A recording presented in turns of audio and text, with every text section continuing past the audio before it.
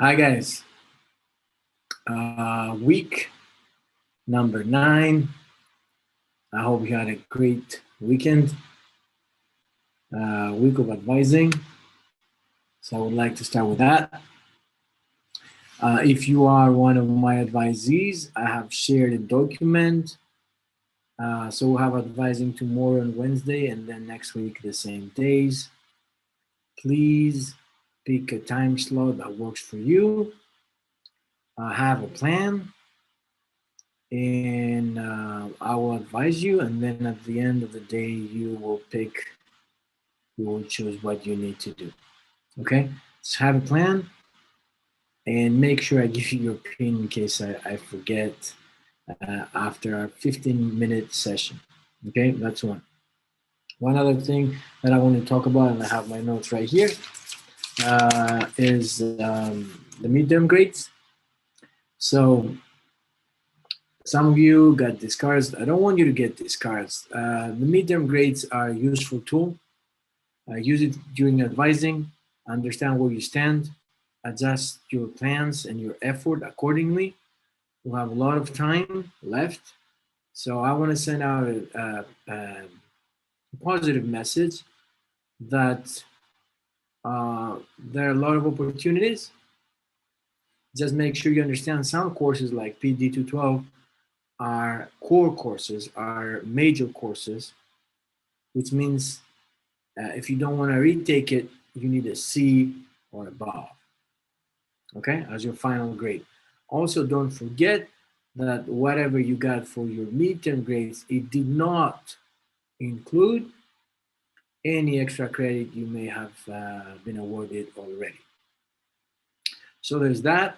I'm going to share my screen now and go to our Moodle site for use and see what we have, what we did, and you know how it goes. All right, so um, this is what we had for this last week. A couple of comments, general comments. I have already sent you individualized feedback. When you give out the Part Q Plus, there are specific guidelines based on the responses of your clients. You can customize them a little bit, for example, based on their age or based on the specialist that you have to refer them, and you have to refer them. Excuse me. But for the most part, stay in your lane. Meaning, do not start talking about nutrition and sets and reps and no, no. This is not the tool. This is not how you use this tool. Okay? So just follow the guidelines and customize it, personalize it a little bit. That's all you have to do with Part Q Plus. All right? Now, concerning LO 16, a lot of you, you said that assessments can be used as motivational tools, which I agree. You know where you are, and then you know where you want to go, and then based on that, you design a plan, and then you design accordingly, pretty much. The follow-up are there to evaluate the progress. Is there any progress? Do I need as a trainer to make any adjustments? Is there anything happening that the trainee doesn't tell me about, but I can see based on the assessment? However, a lot of you talked about injury. A lot of you talked about other ways that the follow-up assessments could be taken in a negative way.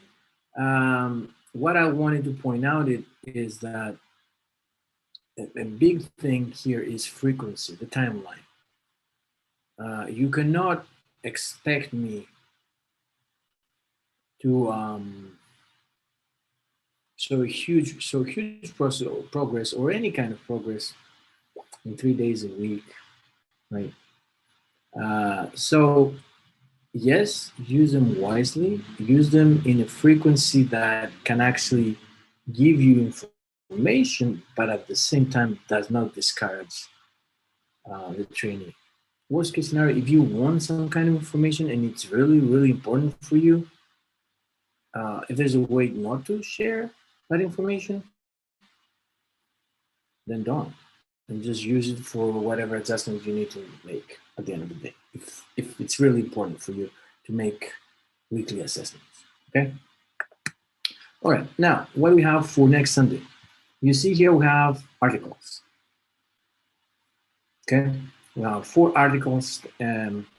Position stand from ACSM, Landers, Lloyd, and Milani. All of them very important, seminal pieces of work. They have been cited numerous times. They're very important. All of them, all these articles, all these scientific articles have a lot of important information in them. I will let you choose one. Just pick one, whichever you like. A lot of you pick the articles based on number of pages. So you pick the shortest one.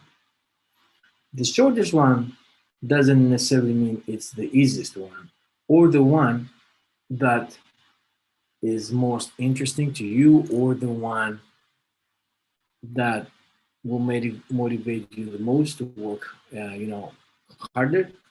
So I would suggest just pick the one that it's most interesting to you, or the information is very beneficial for whatever you're doing right now or you want to do in the future, right?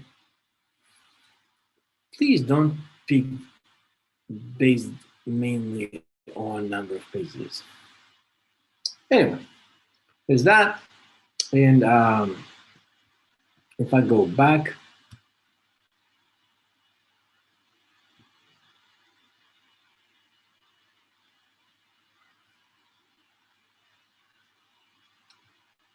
below 17 actually says what? Present, for example, in paragraph form, bullet points, etc., the take-home points. And because a lot of you asked me in the past, not a lot of you, like other students, what are take-home points? So take-home points are critical concepts or facts that you wish to emphasize and to be remembered. So somebody asks you, oh, you read the Milani article. What is it about? You need to give me 4, 5, 6, 7, whatever, I don't know, sentences that pretty much contain the most important information. What does that say? What does it mean? Who cares? I don't know. Read it. So mainly focus on the results and the conclusions of those articles. Okay? So pick whichever you like and give me the take-home points. Like what's the important stuff that they share with us? What should we remember? If I go back, it's down here. And then we have a low 18. Again, I'll give you choice. Pick one. Pick one. Thomas, Bob, or Joe. Pick one. Give me 5 things we should remember about one of those historical figures. If you can't find 5 in the book, just go online. No problem. Just use your own words. Do not copy and paste. Okay? All of them are very important for resistance training. Pick one. Give me 5 things we need to remember about that person. Cool? We're good? All right. So we covered what we have for what we had for last week, and we have what we have for this week. I'm gonna cover 2 chapters today. I'm gonna cover 13, and instead of just covering half of 14, I'm gonna go for the whole thing. So hang in there, and we'll have less next week. Okay. So we're gonna start with 13 in comprehensive program design, and then I'll also cover resistance training, which is the biggest part for what we have to do. All right. So here, we need to understand that we're all going to be asked to prescribe exercise, to design exercise program. That will be for prevent disease or improve health, or both. Okay. And of course, the program has to have a warm up, Also has to have a cool down. And then, of course, the conditioning phase, which is the main part, and the flexibility, which can be part of the warm up or the cool down or somewhere in between. It depends. Now, we will cover those later on. ACSM talks about the health related components of exercise programs and the skill related components. The skill related components are not for everybody, those are for advanced clients, which means advanced programs. The health related are for general population and advanced clients. Okay? And we'll talk about those in a little bit. Now, which are the physiological benefits of a comprehensive exercise program? Of course, cardiovascular respiratory function, you can see more details in the book. CAD, coronary artery disease, risk factor disease, decreasing morbidity and mortality. Morbidity is about illness, mortality is about death percentages. So I want you, that's mainly epidemiological terms, but I want you to know the difference between morbidity and mortality, especially if you're going to take 214 as well. Decreased risk of falls, increased metabolic rate, okay, metabolism breaking down of nutrients, right, or of muscle tissue, so that's so we can have energy. That's increased through exercise, improved bone health, bone density, of course, and weight loss and reduce obesity. And of course, we want to reduce obesity because there's so many risk factors associated with obesity. Psychological benefits: decrease anxiety and depression, enhance feelings of well-being, positive effects on stress, of course, and for older adults, better cognitive function. All these are established. All right. So, what is a comprehensive exercise program? A comprehensive exercise program is not unidimensional. It's not only just cardio. It's not only lifting weights. So, it's not only neuromotor exercise. It has to contain all of them. I'm not talking about equal parts per se, but it has to contain all of them in order to be comprehensive. Okay. In general, no matter what we're going to talk about, cardio, muscular fitness, flexibility, and so on and so forth, we're going to follow the FIT VP principles. Okay, it used to be FIT, now it's FIT VP. FIT stands for frequency, intensity, time, and type. And then we added the VP, which is the volume, it has to do with the amount, and the progression. So those are going to be used in any kind of component we're going to be using those exercise programming and prescription. Frequency. Of course, it doesn't have to be 3 to 5, but 3 to 5 is optimal. It can be 2. If you compare it to 1, it can be 1 compared to 0. But the frequency, the idea of frequency that we are suggesting, if somebody asks you, in general, is 3 to 5. Intensity has usually to do with your fitness level before you start exercising. And you see here that we have an HRR and VO2R. HRR is the heart rate reserve, and VO2R is your VO2 reserve. And a pretty easy way to find those, your HRR is HR max minus HR rest, and your VO2R is VO2 max minus VO2 rest. Okay, so that's really light intensity, and then it's high intensity. Vigorous does the 60 to 89, but don't worry about this right now. We're going to cover them in more detail in chapter 15. Okay, but you can see percentages, and of course, the higher the percentage, the higher the intensity. All right, time. This is something I want you to remember, although we're going to cover that again. If somebody asks you, when we talk about cardio, how much should I do? Like your mom calls you right now. You're in that major in, you know, your mom doesn't sound like that. I want to start doing cardio. How much should I do? These are the general guidelines. 30 minutes, 5 times per day of moderate intensity. We're going to talk about later what is moderate intensity. So 150 minutes per week. If you go vigorous intensity, which is higher intensity, it's 75 minutes per week, 3 days, 20, 25, or a combination of those two. That's a very generic answer for general population if somebody asks you. Okay, for cardio. Type. Of course, large muscle group activity has to be continuous, and you can see some examples. Volume. All right, so in order to measure volume, which is the quantity, right? Excuse me, for cardio, we're talking about METs or kilocalories. What is MET? MET is the oxygen we're using per kilo, per mass, per kilo, per minute, okay? So one MET is 3.5 milliliters per kilo per minute. And that's how much oxygen you're using at rest. So you're now sitting down watching this video, we're gonna assume that's 1 MET in volume. If something, an activity is 5 METs, it means it's 5 times whatever 1 MET is, which is 3.5. Again, milliliters per kilo per minute. If I do that per week, then the MET per minute is a standardized way of comparing different kind of exercise, different kind of activities in people, and their volume. And then if I put it in a week perspective, I get numbers like that. So our goal is 500, more than 500, up to 1,000 METs per minute per week. And then we have the kilocal. The kilocal is what? Is again a way to measure energy, right?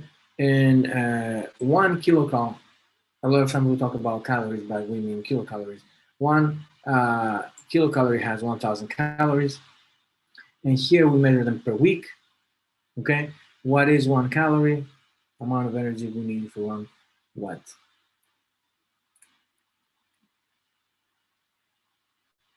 A little water to raise the temperature by 1 degree Celsius, right? So here we have approximately, that's just volume 1,000 kilocalories per week. And the progression, of course, depends on the person, the goal, the needs, and so on and so forth. So here,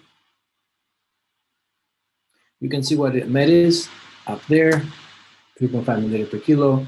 This is the MET per minute. Energy expression that quantifies the amount of physical activity. Kilocalorie, as we said, one kilo of water by 1. That's the increase of temperature by 1 kilo of water by 1 degree Celsius. And now, if we want to make kilocalories per minute from METs, this is the formula.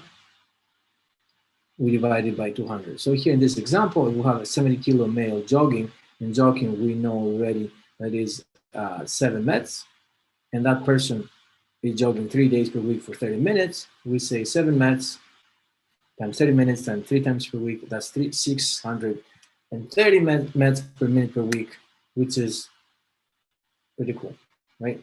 It's in there in this range. Now, if we want to make it kilocalories per week, we take this, as you saw, divided by 200. That's 8.6 kilocalories per minute. This guy is doing it 3 times per week for 30 minutes. So 8.6 kilocalories per minute for 30 minutes for 3 times per week. That's 774, which again is close to 1,000. Right? That's how we do it. That's what they mean. And that's how we figuring out volume for cardio. These are examples for beginners, intermediate, and established. You can read them by yourselves. Now, muscular fitness. Frequency, we usually say 2 to 3 days per week, and we separate them by 48 hours so we can recover. Intensity is measured by the repetition maximum. So higher intensity is closer to the repetition maximum. So 80% of 1 RM is, of course, higher intensity than 40% of 1 RM. And as you can see here, it's inversely related to the number of repetitions, which means if I'm closer to 1 RM, that means more weight. More weight, more or less reps? Less reps, okay? I can do more reps with 50 pounds than 100 pounds. If I go to 100 pounds, the reps will just drop. That's what it means. This means. Time, again, it really depends on what you're gonna do, whole body split it, how you're gonna split it, what's your level. But we will suggest 2 to 4 sets with rest periods of 2 to 3 minutes in general. Types, whatever, it can be body weight, it can be bands, it can be TRX, it can be machines, it can be kettlebells, it can be sandbags, it can be, of course, free weights, anything that is giving us some kind of resistance. Volume. Again, it really depends. It will be sets times reps. At least that's one way to do it. So it really depends. We say 2 to 4 sets, okay? Progression, we'll talk about progression, but in terms of progression, we can increase the resistance, which is the weight. We can increase the sets, the number of sets, the number of reps, or decrease the rest period, right? And of course, we can increase frequency. I forgot about that. These are samples. You can see how the sets are going up as you're becoming more and more advanced. And you can read them by yourself, of course, nothing too fancy here. Let me know if you have any questions. These are examples of resistance training exercises and the body parts that you are working if you use those ones, like the machine bicep curls, that's for biceps. And that's a single arm dumbbell band bicep curl. All right, flexibility, 2 to 3 days per week. Daily, as you can see, is more effective. Intensity, it depends. We used to say that we should stretch up to that point of discomfort. Now we don't say that, we say to the point of mild tightness. And it shouldn't be painful, okay? Time, 10 minutes overall. There are various ways of stretching. We're going to talk, there's a whole chapter about it. There's static, dynamic, PNF, and ballistic, and more, actually. And also, we're going to talk about stretching and stuff like that in the spring semester during my class, during the course named Analyzing Human Movement. 10 to 30 seconds is what we usually do. 60 seconds is, as you can see, per joint.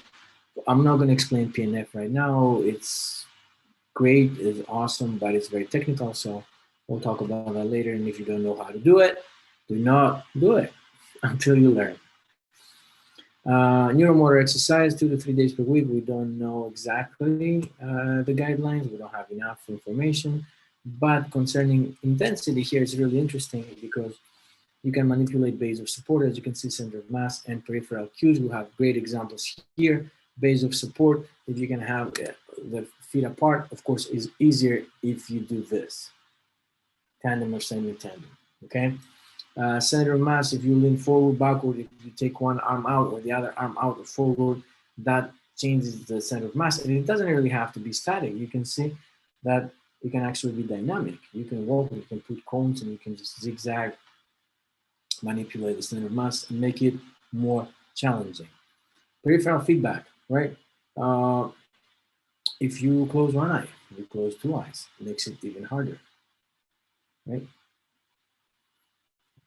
All right, time, we said we don't have optimal standards in types.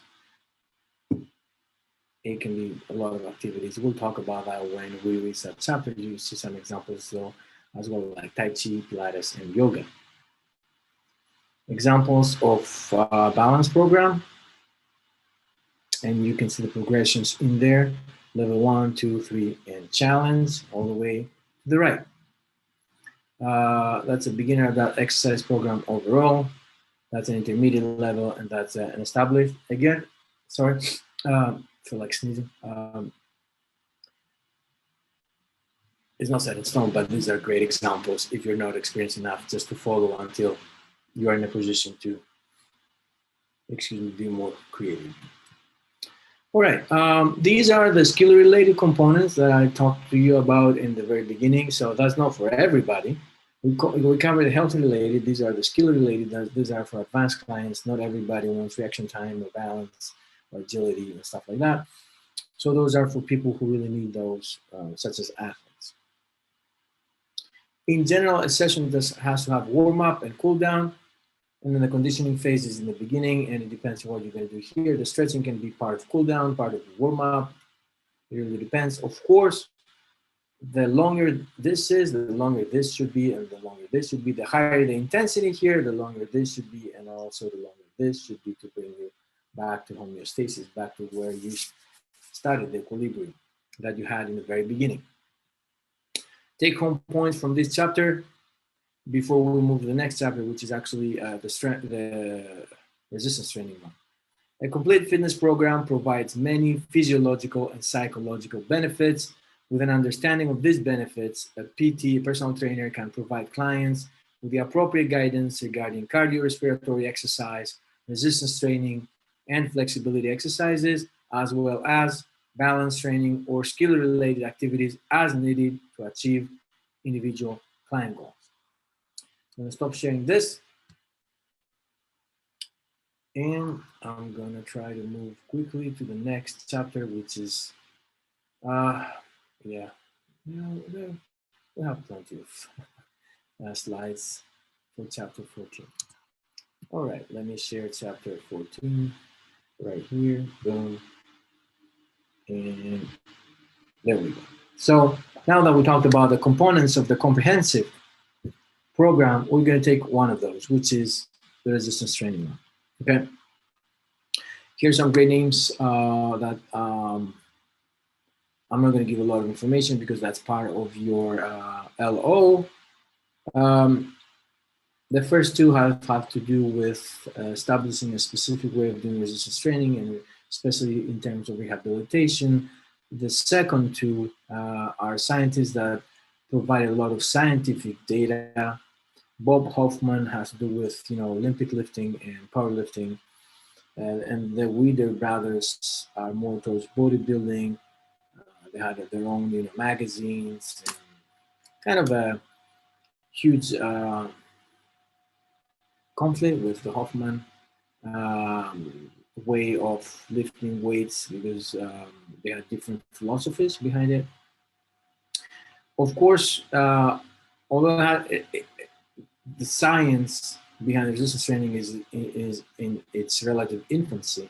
Right now, I have a ton of journals that you can publish, research that has to do with resistance training, and a ton of course, journals that you can read about science and resistance training.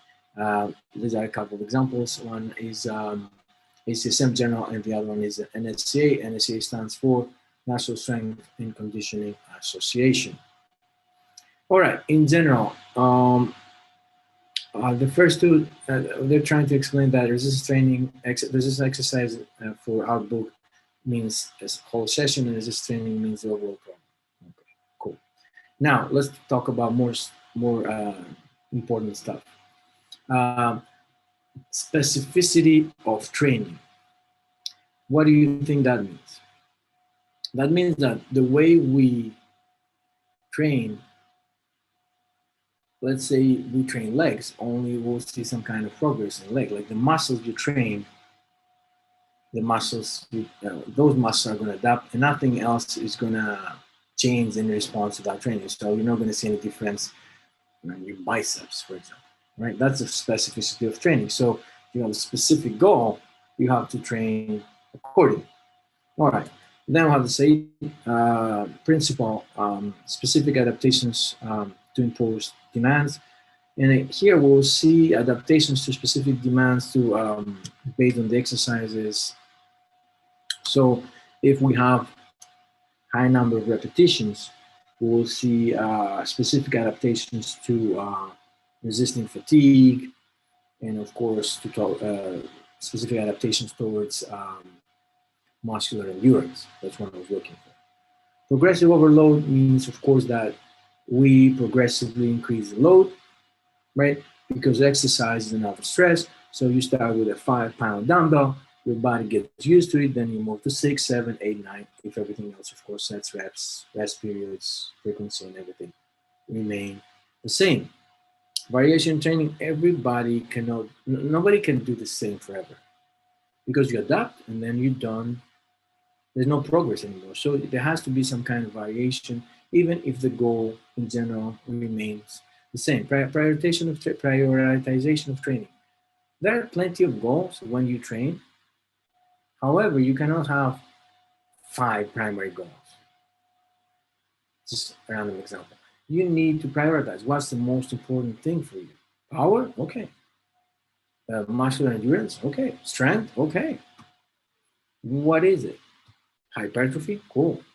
Sometimes you can't have everything at the same time. Okay.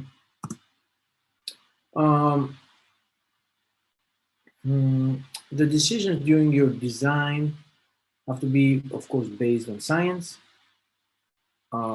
based on the data that you have from assessments, the needs of the client, and of course, we're going to talk about that again in a little bit, medical history and so on and so forth.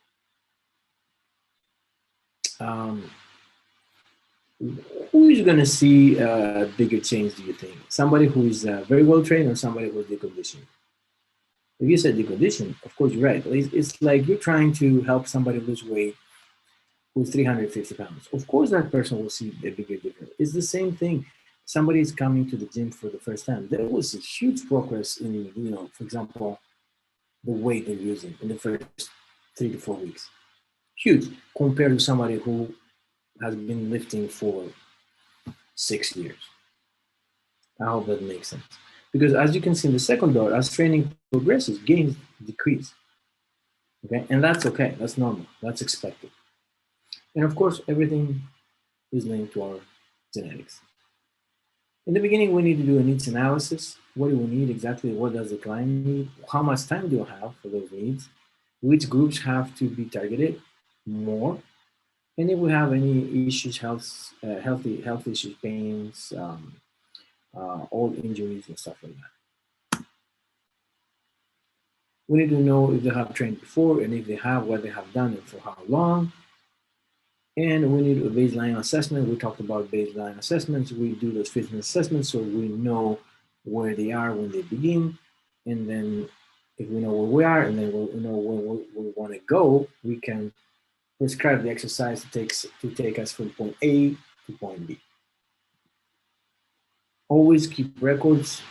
We forget. It's really great, even for legal reasons, just keep records of what you did and what you didn't do. Always individualized training logs. You have to assess a client. How often? That depends on you and them and the goal. Maybe there's something that you assess every week. Maybe there's something you assess every 4 weeks. Okay? And based on those assessments, we evaluate if what you prescribed works as much as you expected or not. Okay, good trainer always modifies. Good training is not, this is it, it's my way, the highway. No.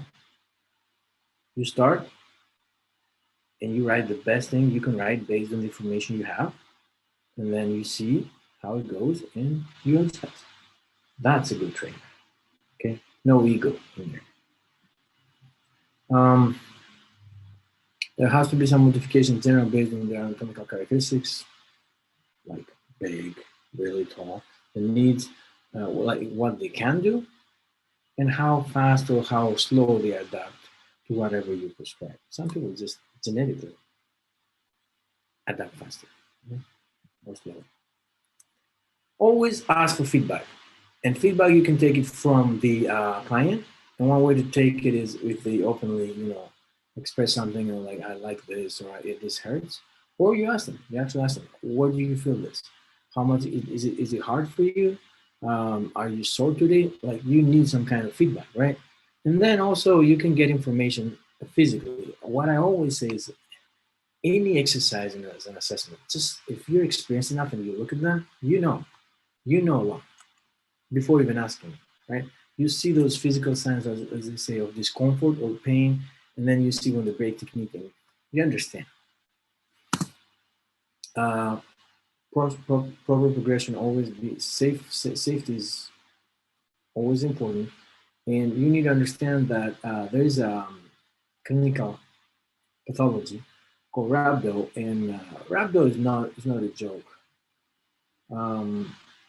There are several cases lately. The latest one is in 2019. I don't know if you heard about it. University of Houston female soccer players, numerous incidents they were hospitalized with rhabdo. And what rhabdo is, there's a rapid breakdown of muscle. And so there are a lot of proteins going into the blood flow, and there's a really high amount. Everything becomes toxic, and it can really affect the kidneys. You can die from rhabdo. Okay, it's very rare, but you could die, especially if you have some other conditions. But we'll have a lot of cases later. Not a lot, several. Don'ts. Delayed onset muscle soreness is soreness that you feel 24 to 48 hours after your workout. Is not necessarily bad, but it could be a sign that you've done too much. One thing I want to say, a good trainer is not the trainer who kills you. I can kill you in 5 minutes. You go home and you never come back, right? I scare you and you're so sore the next day, you're like, oh my God, I can't even go to work. A good trainer, a good coach is the one that can figure out the amount of training that is appropriate for you, so you get a little bit sore, but you can come the next day and train. If the level of soreness keeps you away from training, or if you're an athlete, that's too much. That's too much. I know we'll have mottos like if you're sore, you're stronger, and stuff like that. Yeah, okay, cool. But too much soreness is not a good thing. So remember, a good trainer is not the one that makes me not able to move the next day. That's not good. Destroying me is not good. That doesn't make you a good trainer. You have to explain where they should fill it, right? And always stop them the break technique. This is a chart that we can assess in an easy way muscle soreness. And if it's 3 or above, it's getting a little bit too much. So you overdid it as a trainer. Now the goals. They have to have individual goals, right? We talked about SMART and everything. They have to be obtainable, testable, realistic. Okay, we know all these things. Capping now. All right, so let's say you want to have a 20-inch arm, right? And we worked 100 hours and we took it from 15 to 19. But in order to go from 19 inches to 20, we have to work 200 hours. So at that point, we need to understand if that one extra inch is it worth it or not for those 200 hours.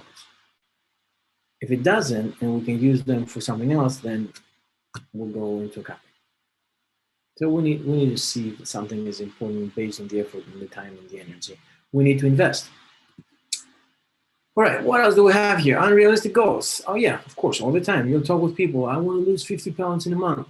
Okay, cool. You won't. At least you won't with me, right? Because that's unhealthy, that's unrealistic. I'm not going to put you into that. I'm not going to tell you it's going to happen. I'm not doing it. You can find somebody else, but that's unprofessional. So I'm not doing it. That's not safe. So, but that's not only that. Genetic limitations. You can't jump really high if you're me. It's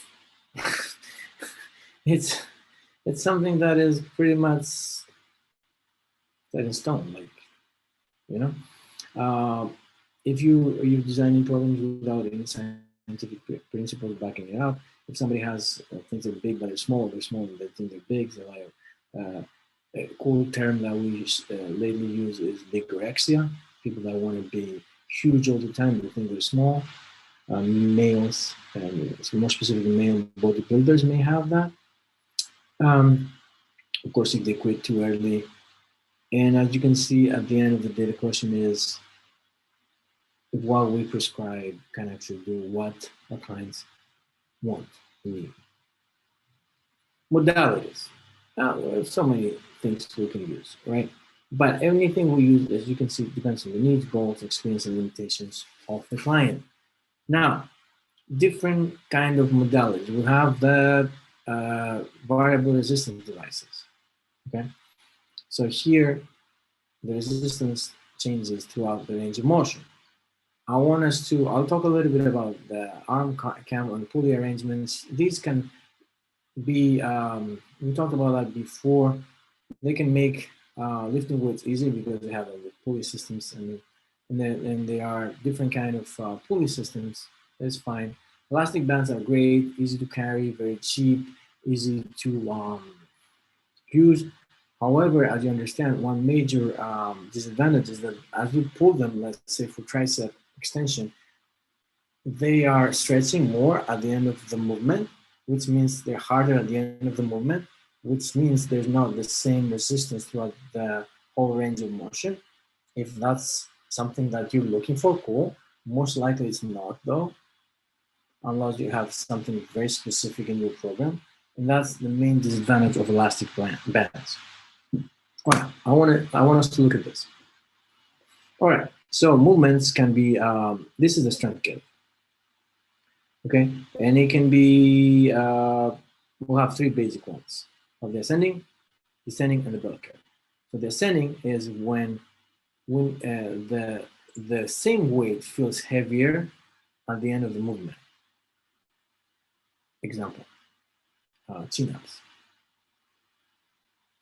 Okay, so at the bottom of the movement it's easier, but as I'm going higher, it feels harder. That's an ascending strength curve. Descending is the opposite.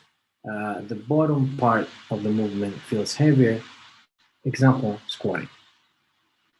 Okay, so the bottom part of the movement below the knee feels heavier than above the knee, right? The bell curve is like bicep curls, it feels heavier somewhere in the middle. Now, why is that important? Well, it's important. A lot of times I use the example of, have you seen people using chains when they bench pressing? Why are they using chains?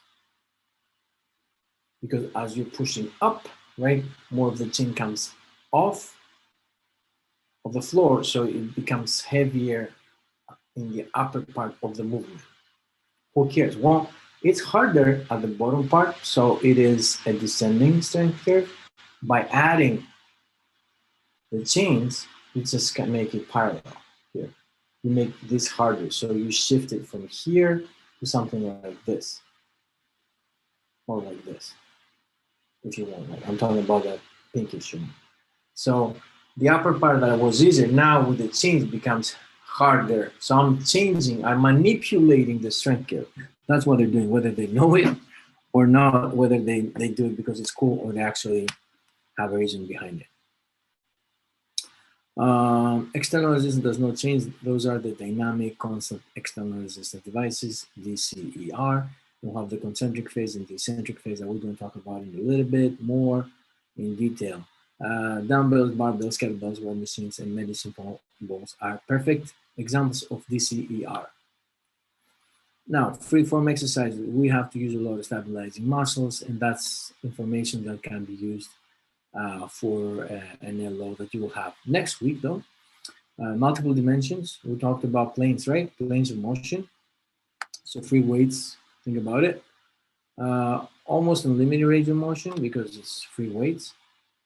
And you can use it, you can adapt it to the individual. You don't have to fit in a specific machine. You just stand or sit on a bench, for example. Yeah. Now, static. When something is static, it's great, but there's no movement. That's why it's called static. It strengthens the muscle specific range of motion, and you can see that you can have a lot of gains. It's less than 5% per week, and it really depends on how much you're gonna hold it, how many times you're gonna do it. Are you gonna be like a lot of weight or a lighter weight, and how many times per week you're gonna do it. Now, we have other kind of resistance training devices, and those are called isokinetic. And the isokinetic, the speed of the movement remains constant. And what I want to say is most likely you won't see or you haven't seen isokinetic devices, really expensive. And there's some of them in rehabilitation and some of them in strength training. So in weight rooms for teams, professional teams for athletes or for collegiate. Now, this is the comparison. I'm not going to go into details of this because that has to do with your LO, and I would like you to study a little bit our book. This. You can add more. I would like you to add more. I'm going to just copy and paste this. What's a needs analysis? So the needs analysis is important for us to do before we prescribe exercise. We need that information. So what's the main goal? There's a training program, which muscle need to be trained. So if you're playing basketball and I'm training you, and you, let's say we're talking about jumping, which muscle group need to be trained? What kind of basic energy sources you use during that sport? Right? Is it aerobic? Is it anaerobic? Are we talking about isometric, eccentric, or what kind of action? Right? And let's say again you're playing basketball. What's the primary injury? Sites of injury. We know it's most likely the knee, and then it's the ankle. What does it tell you? What do you have to do? Goal is very important when we prescribe exercise, of course, and we need to talk about expectations and how much time and energy they can commit.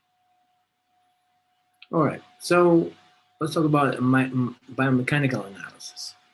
So again, if we're talking about basketball, we're talking about jumping, we're talking about knees, we need to see which joints we need to mainly focus on, the range of motion. If you're jumping, do you really have to go ass to grass? And if I tell you to squat, or I have to imitate jumping, which is like at 90 degrees. It's the same. I'm just doing an analysis, right? Now it's going to be ascending, descending, or bell shape. We said squatting is descending. Depending of limb velocity, how fast do you have to move? Because we need to train at the similar speed, right? And again, concentric, eccentric, or isometric. When you jump, and then I have to figure out when you land, what am I going to do for the jumping part, going up, what am I going to do for the coming down part. Transfer specificity, whatever I prescribe, it has to transfer to whatever you need to do. Transferability is my main goal. If it doesn't transfer, then I'm not prescribing the right exercise. Something is wrong. Of course, what's the perfect activity for basketball? The answer is basketball. So I'm trying just to imitate, let's say in the weight room, movements that help you play basketball, make you a better athlete, not about better basketball player, better athlete for basketball. And then you take that from the weight room and you take it to the court. That's what I'm trying to do as a trainer. So carryover, maximizing carryover is very important. What kind of resources? We're talking about aerobic, anaerobic, what kind of anaerobic? That's important as well, because maybe I need to train, my resistance training has to be using the similar energy sources, okay? And then what kind of modality? Should I go isokinetic, isometric, or concentric, eccentric? What is going on? Now, injury prevention. We talked about knowing the main sites of injury, okay? And then if I make you stronger around that joint, or more flexible, more mobile, whatever I need to work on that you will resist injury. If you get injured, you'll recover faster. And if you get injured, the damage will be reduced, the extent of damage. Rehabilitation, I want you to pay attention here. It's pretty cool, pretty new term, and it's becoming very, very popular. So we have rehabilitation exercise programming. So I'm trying to train you where I know there are going to be injuries in your career, so I can prevent injury or prevent re-injury. Also, rehabilitation is used sometimes as training before you go into operation. And that will help you recover faster. So it's called rehabilitation. Okay? All right. A little bit more, just hang in there, okay? I know it's a long video, but we'll have less next week. All right. Acute program variables. So we need to figure out which exercise we're going to use, in what order, how much weight, resistance, how many reps, how many sets, and how much rest period. So there are a lot of things to consider, right? Now, are we gonna? We'll have to figure out the primary exercises, and we'll have to also secondary exercises, like the ones that are going to support the primary ones. Okay, exercises that will use a lot of joints, multiple joints, or just one joint. And sometimes when we're using one joint, we're trying to strengthen one muscle, like bicep curl in the Larry Scott machine. Okay, Larry Scott, that's how it's called. All right, so sometimes you have to be very specific. Sometimes we use exercises with and we activate multiple joints. It really depends. And then bilateral or unilateral, both sides or one side. Again, it depends. Both can be beneficial. It really depends. Here we have some suggestions: large muscles before some small muscles when it comes to order, multi-joint before single joint, alternating push-pull sometimes, or upper to lower body. Again, it really depends. Explosive lifts like Olympic lifts, plyometric exercise before anything else. You need to be very focused and you need a lot of energy to do explosive, so you put them in the very beginning. Weak areas, sometimes we prioritize and we put them first before the strong areas, and more intense to less intense exercises. All right, so resistance and the repetitions. We need to figure out the 1 RM here, the 1 repetition maximum. Sometimes we'll have 5 RM, 8 RM, 3 RM, but on average, we figure out the 1 RM. And then we're either going to go for absolute resistance, like you'll have to do 100 kilos for some reason, or you can have a percentage of the RM. So if you can bench 200 pounds and we go 80% of 200 pounds, that would be 160 pounds, right? Of course, your 1 RM may change, so you have to assess periodically, so then your percentage is more accurate. Your 80% of 1 RM is not the same now to 3 months later, because your 1 RM most likely will go up. So if that goes up, then the percentage of something that's higher will be like an absolute number of what more, right? So if it goes from 200 to 220, I have to know that, because 80% of 200 is different than 80% of 220. How many times per week? Well, who knows? It depends, right? We know professional athletes sometimes lift twice per day. It really depends on your level, on your goal, and so on and so forth. Recommendations for muscle strength: you see novice and intermediate, and you see advanced.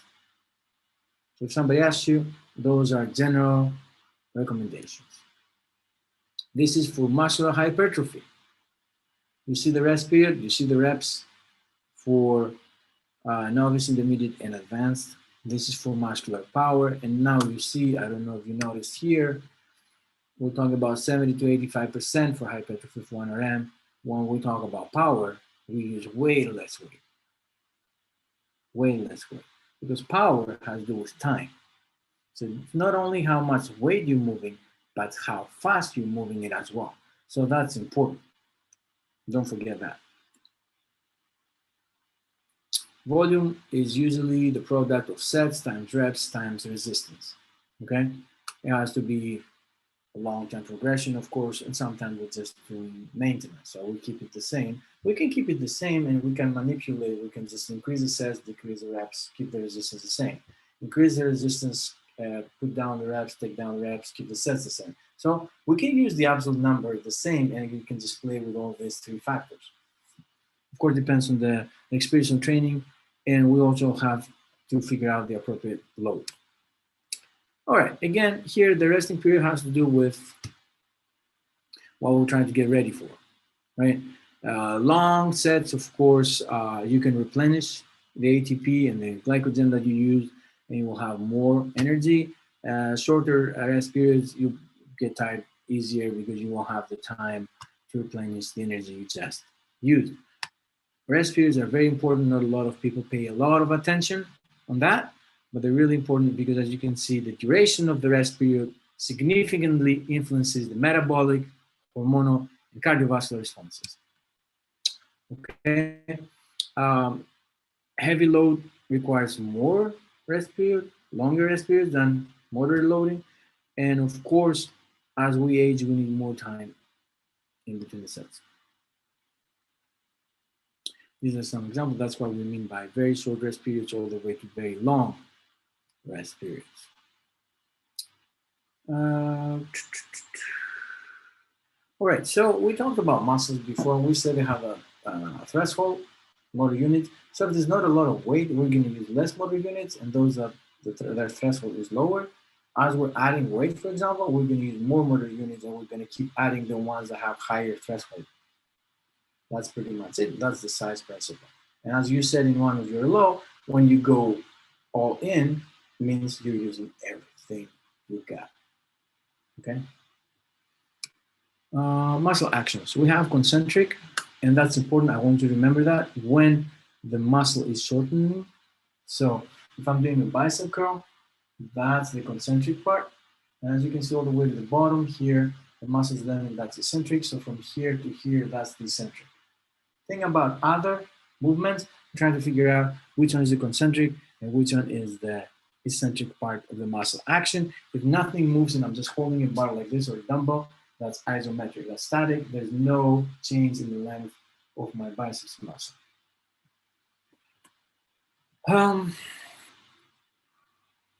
Okay. In general, we're trying to use the whole range of motion because we want the effects to go to the whole muscle as it moves, unless, you know, there's some kind of rehabilitation and I can only use my quads a little bit, specific range of motion because I had surgery, or I have a specific movement that I'm trying to get better and it's not a whole range of motion. It really depends. In general, we're trying to use all of it. All right, periodization. What's periodization? It has to do with phases. And periodization is important, especially if you want to become a strength coach, because it's about preparing me to be ready at a specific time, which is the right time. If you get me ready before my event or after my event, you failed. So if my event is the Olympics, if my event is, I don't know, the World Cup, whatever event I have is a 5K or a marathon, I need to be ready when I need to be ready. So that's why you create those phases, those blocks of training, and we'll have goals. And maybe one block is for hypertrophy, and then the next one for strength. And then I have my event, and then I have a block that I recover. Okay? Periodization is very important. I have to be ready at the right time. Don't forget the right time part. A macrocycle, a mesocycle, and a microcycle. A microcycle can be a week. A mesocycle can be a month, 2 months. A microcycle can be 6 months, a year, whatever. The thing is that the microcycle has a specific goal, which is part of the mesocycle, which has a specific goal, which is part of the macrocycle, which has a specific goal. So I have that long-term goal and I have those short-term goals, and I break them down into really small pieces and I have more specific goals that lead me to the bigger goal, which leads me to the ultimate goal, which is to be ready at the right time, right before my event. Okay? You see here, as you can see, an American style periodization schedule. So there's, in the beginning, there's hypertrophy, and then you go strength and power, and then you pick. There's the event, and then you recover. And then based on that, you can see the repetitions go from high all the way to low, high, low, short, long, low, very high, low, and volume high, moderate to low. Okay? And based on that, then you pick the exercise, the order, and all of that, but you have those specific blocks, which one is hypertrophy, and then this, and pick, and then you run, you fight, you compete, whatever you do, and then you recover. Linear. Linear, usually you start with lighter loads and more reps, and you go to heavier load and less reps. You pick like this in terms of load, which is right like this.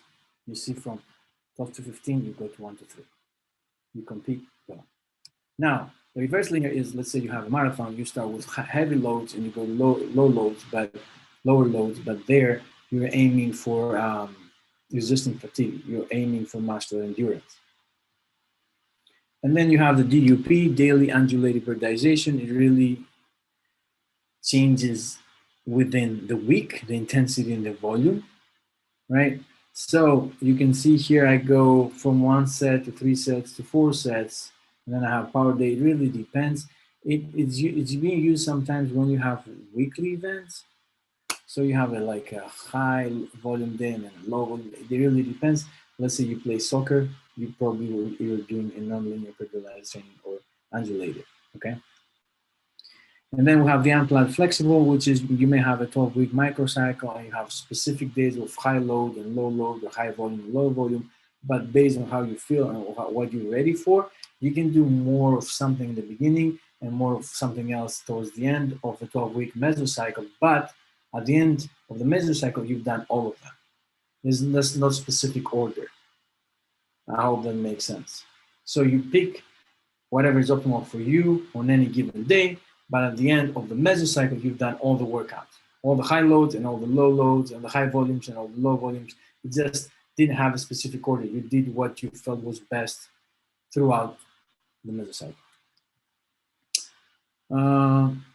Nothing really fancy here, of course. You start with less load and you add stress to the advanced. Always have the correct technique. You go from single sets to more sets, and from simpler exercises to more technical exercises.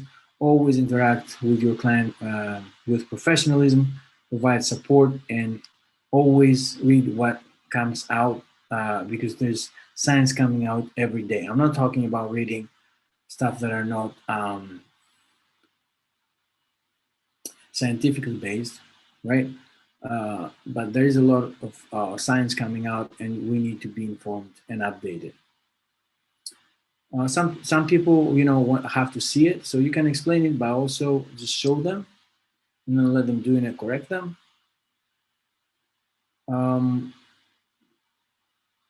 We have to touch them sometimes. We have to show them. We have to be like, this is where you should feel it. We have to spot them sometimes. We have to explain how we're going to spot them. There's tactile spotting, and we're going to talk about that when we talk about the legal responsibilities. But if you have to touch the client, ask them first, tell them what you're going to do. Try to use this part of your hand and be like, you're going to feel it right here, or I'm going to touch this. You have to be very professional, right? You don't want to get sued for no reason. When you're spotting, know the exercise technique. Also know the spotting technique. Know your strength, and if it's too heavy, ask somebody else to do it for you, or ask somebody else to do it with you. Know how many reps he's going for or she's going for, your client. Be attentive all the time. Don't play with your phone and talk with your friend while this is happening. Stop them when they break technique, and know what to do if something bad happens. I'm not going to go over these examples. They're just examples. You can read them by yourself. Obviously, the samples. These are the take-home points, and we're done for today. A resistance training program is a standard part of a comprehensive personal training program. Development of a resistance training program is a systematic process in which science and art come together. The program should be updated and revised over time. I'm going to stop sharing. If you are my advisees, please meet with me tomorrow. I'm not going to have office hours tomorrow, and I'm also going to move that synchronous meeting that I have for this week next week because of advising. If you need to meet with me, let me know. Send me an email. I'll find a way to reach out. Don't worry about that at all. Thank you for your patience. I hope you have a very, very, very productive week. In the meantime, lift to 10